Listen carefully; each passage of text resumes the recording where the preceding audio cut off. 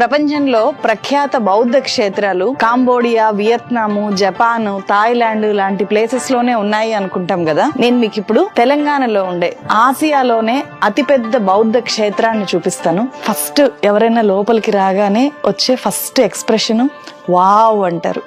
అంత అద్భుతంగా ఉంది.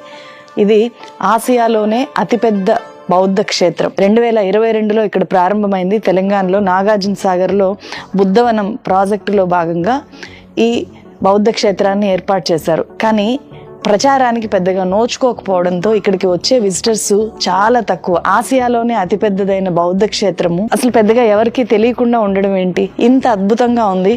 చాలా చాలా పెద్దది. ఈ డోమ్ చూస్తే మనకు చాలా వండర్ఫుల్గా అనిపిస్తుంది రాగానే.